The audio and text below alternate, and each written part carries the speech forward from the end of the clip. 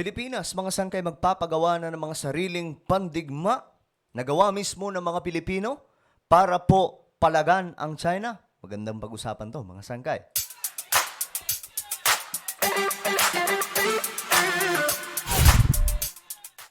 Hello, what's up mga sangkay? Magandang oras po sa inyong lahat, sa lahat ng ating mga kababayan, sa lahat po ng mga solid sangkay na nanonood ngayon.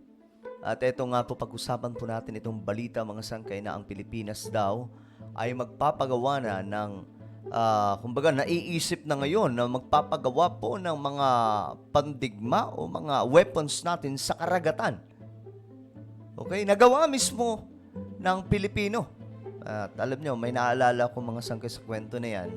During Ferdinand E. Marcos, marami po tayong mga weapons na gawa po mismo dito sa Pilipinas. Isa na po doon mga sangkay yung bongbong rocket. If you remember, yung mga lolo at lola natin, mga tito at tita, naalala po nila yan mga sangkay.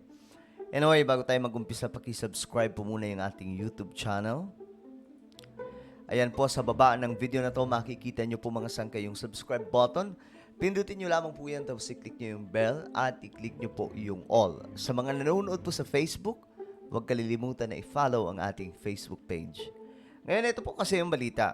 Ayon po dito sa report, mga sangkay, mga barko at maritime assets na gawang Pinoy nais palakasin. Aba, okay to, sa totoo lang mga sangkay. O, panoorin po natin. Suportado ng isang local shipbuilding company ang target ng pamahalaan na mapalakas ang kapabilidad ng bansa sa depensa. Tiwala sila sa kakayahan nilang lumikha ng mga sasakyang pandagat na pwedeng ikumpara sa mga gawang dayuhan. Kita nyo, nasabi ko naman sa inyo mga sangkay, dati pa, lagi rin po itong sinasabi ni Bongbong Marcos sa kanyang mga vlog nung hindi pa po siya presidente. Ang mga Pilipino ay magagaling na ang ibang bansa lamang ang nakikinabang. Wala lang talagang suporta eh. Kita nyo ha? Kaya, sabi po dito, ulitin mo natin, kaya daw po nilang magpagawa ng mga sandatang gawang Pinoy na kaya rin pong ikumpara sa ibang bansa. You see that, mga sangkay? Depensa. Tiwala sila sa kakayahan nilang lumikha ng mga sasakyang pandagat na pwedeng ikumpara sa mga gawang dayuhan. You see? Alam niyo, ito pa naman yung problema natin mga sangkay kasi wala po tayong mga mandirigma sa karagatan, yung mga equipment. I mean, marami tayong mga Pilipino, matitindi po yung fighting spirit natin when it comes to war. But kung wala po tayong mga kagamitang pandigma, walang silbi yung talento natin, walang silbi yung kakayahan natin na makipagdigma kung wala po tayong gamit. Ngayon ito, Pilipino, gawang Pinoy. I hope na hindi lamang po ito basta kwentuhan. Sana magkatotoo, mga sangkay, no? Yan ang ulat ni Patrick De Jesus. Ipinasilip sa mga miyembro ng media ng isang local shipbuilding company ang kanilang pasilidad sa Subic, Zambales na gumagawa ng ilang tactical watercraft at aluminum fast patrol boats ng Philippine Coast Guard, PNP Maritime Group at Bureau of Fisheries and Aquatic Resources. Kabilang din ang mga multi-purpose attack craft o di ba? Mga ganito, sila gumagawa. MPAC ng Philippine Navy na may 12 unit. Nagsisilbi itong assault boat ng Navy at naging matagumpay na sa ilang counter-terrorism operation. Di ba? Ayan, mga sangkay, mga gawa po nila. At kaya pa po nilang gumawa ng mas matitindi pang kahalintulad po nito ng mga pandigma sa karagatan. Wala lang kasi talagang suporta eh. Ngayon, maganda nito, yung mga barko talaga ng mga pandigma, yung maipagawa, nagawa mismong Pinoy. Maraming Pilipino, may mga talent po talaga. Tapos ang nakikinabang lamang po ibang bansa, di ba? Nakakaurat. Nakakainis kong iisipin mga sangkay na ang daming talentadong Pinoy, tapos ang nakikinabang lamang po yung ibang bansa. Di ba? Gaya noong 2020 kung saan sinagasaan ng isang MPAC unit ang nakaengkwentrong speedboat ng Abu Sayyaf. Isa pa sa modelo ng MPAC ang Mark III. So marami na palang may pangalan po talaga. Marami na po silang napatunayan. unang ginamit noong 2017. May haba itong 17 meters, maximum speed of 45 knots, at armado ng missiles at machine guns. Tatlo sa mga ito ang sumailalim sa refurbishment noong nakaraang taon. Nakatakda ng turnover Titindi, oh. Tingnan nyo naman mga sangkay. Gawang Pinoy po yan. Na mga mandirigma sa karagatan. At sabi pa nga po nila, kaya po nilang tapatan yung mga pandigmang karagatan ng mga dayuhan. Ganun po katindi. Kaya mga sangkay, ako, hindi ko talaga minamaliit yung talent ng mga Pilipino. Kasi kung hindi talentado ang mga Pilipino, hindi ganun karami yung mga OFW sa ibang bansa. Gustong-gusto ng mga dayuhan, gusto-gusto ng mga banyagan ang kinukuha ng mga trabahante. Yung mga Pilipino kasi masisipag at bukod sa masisipag, maabilidad, matatalino. Maraming talento, maraming kakayahan mga sangkay. Kaya nga po ito, di na po ako nakapagtataka. During Ferdinand E. Marcos, pakita ko lang sa inyo. Ito, panahon ni Marcos, gumagawa din po tayo ng mga sariling atin.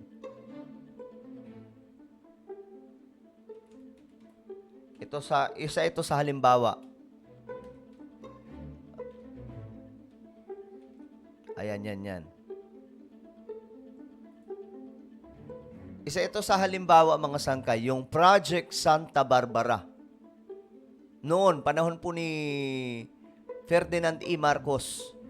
During Ferdinand E. Marcos, eto po, may mga sarili po tayong weapons. Kagaya po nito. Gawang Pinoy po, mga sangkay. Ano ba ito yan? Ayun. Kagaya niyan. Yan po ay bongbong missile. Hindi ko alam kung ito yung one. Merong bongbong 1 eh. Ewan ko, may bongbong 2 pa ba yun? Ayan, mga sangkay. Ito, sarili pong atin. Ito. Sarili din pong atin. Diba? Ganyan po kalakas dati. Ayan. Mga sariling atin nung panahon po ni Ferdinand E. Marcos. Ayan o. Gumagawa tayo ng mga sarili nating weapons. Na hindi natin kailangan bumili lagi sa ibang bansa. Ayan o. Bongbong rocket, isipin nyo yan. May rocket na po pala tayo noon. Yung China, hindi pa ganun kagrabe yun. Mas advanced tayo sa China. Pero anong nangyari ngayon mga sangkay? Bakit parang napag-iwanan na po tayo? Ewan ko nga, sana buhayan po itong bongbong missile eh. Bumili. Ito yung binili po natin, no?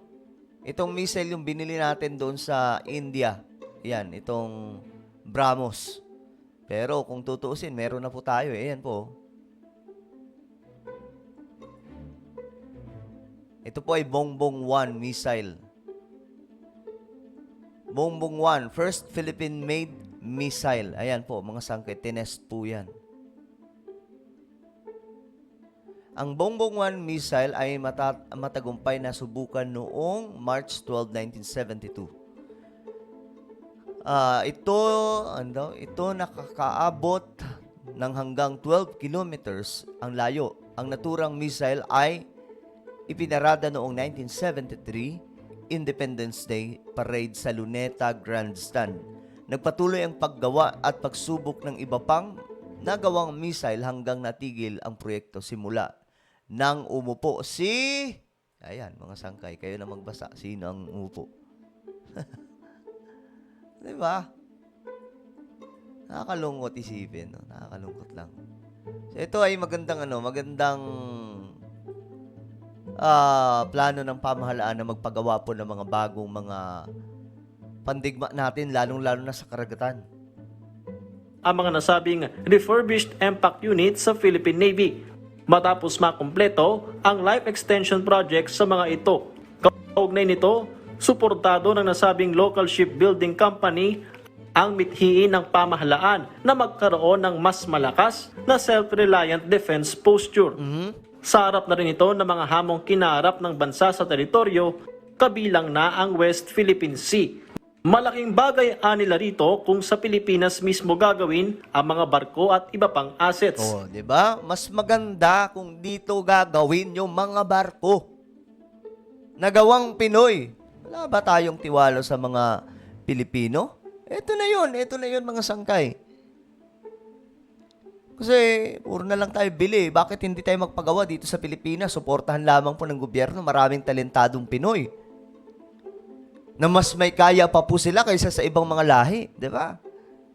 Mas makatitipid din daw dito ang pamahalaan. Oh, correct. It doesn't make sense for us to acquire first-class vessels from other countries only for us to require sending these out of the country to do maintenance. In the Philippines, we are a maritime nation and we have the ability Yes. and the skill set Correct. to actually maintain, produce, and support our own vessels. Mismo. Kakailanganin naman ito ang tiwala at suporta sa kakayahan ng mga Pilipino. Correct. Yan po, mga sangkay. Suportahan po natin ito. It's time, no? It's time na ang government, ang mga Pilipino, lahat po tayo, magtiwala tayo sa mga gawang Pinoy na mga pandigma, lalong-lalo na po pagdating po sa mga barko na mga mandirigma o mga, ano ba tawag doon, mga equipment pangkaragatan ng ating mga kasundaluhan.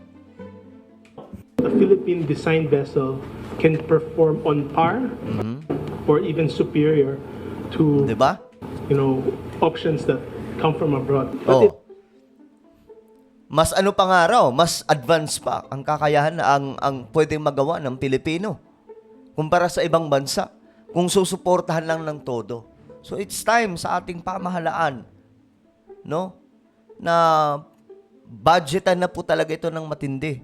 I think pag mag-umpisa po yan sa Congress, no? Sila po mismo ang magdesisyon tapos then papunta po sa presidente ng Pilipinas. It is something that we're also very proud of and something that we know is sustainable in the country. Patrick De Jesus. Okay, so wala nang masyadong paliwanag pa mga sangkay. Yun na yun. Ano ang inyong opinion tungkol dyan? Suportado nyo ba? May tiwala ba kayo sa mga Pilipinong gagawa ng mga pandigma? Comment nyo po sa ibaba ang inyong mga opinion. Meron po akong isang YouTube channel. Ito po ay Sangkay Janjan Daily. Hanapin nyo po ito sa YouTube mga sangkay. Ayan. Dito po nag-upload ako ng mga vlogs, mga lakad natin, kung saan tayo napupunta. Hanapin nyo po ito sa YouTube, then click the subscribe, click the bell, and click all. Marami kayo may kilala dito mga sangkay, lalong-lalo na po yung 1G. Okay, so ako na po yung magpapaalam, mag-ingat pong lahat. God bless everyone.